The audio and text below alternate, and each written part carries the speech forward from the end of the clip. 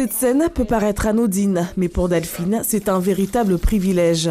Chez cette habitante de Kanikeli, comme dans de nombreux foyers du Sud, les coupures d'eau se sont intensifiées ces derniers jours. Une situation aléatoire qui pousse cette mère de famille à s'équiper pour consommer une eau propre et stocker de l'eau dans différentes pièces de sa maison. Ça permet d'éviter les mauvaises surprises. Donc quand on rentre et qu'il n'y a pas d'eau, au moins on peut se doucher quand même. Voilà. Mais on a ça tout le temps, c'est tout le temps plein. Une bonne organisation s'impose. Et c'est fatigant quand on a des enfants, quand on a des personnes âgées, ma grand-mère en bas, quand on a de pas avoir de l'eau, c'est quand même compliqué.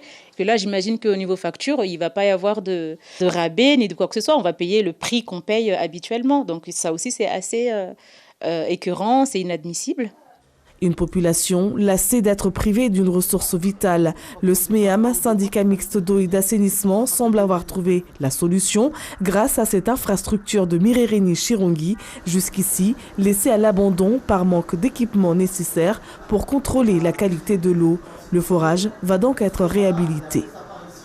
On a mis en service il y a à peu près 10 jours cette pompe de forage qui permet d'envoyer 20 mètres cubeurs dans le réseau d'eau. Donc le but est sur la journée, on arrive à peu près à 400 mètres cubes qui permet de remplir le réservoir de Chirongi et ensuite alimenter tous les villages du sud. Alors justement là c'est la première phase, donc une première phase on a dit 400 mètres cubes d'eau par jour et il y aura une deuxième phase qui nous ramènera à 1000 mètres cubes, donc à plus du double en fait de ce qui est produit aujourd'hui.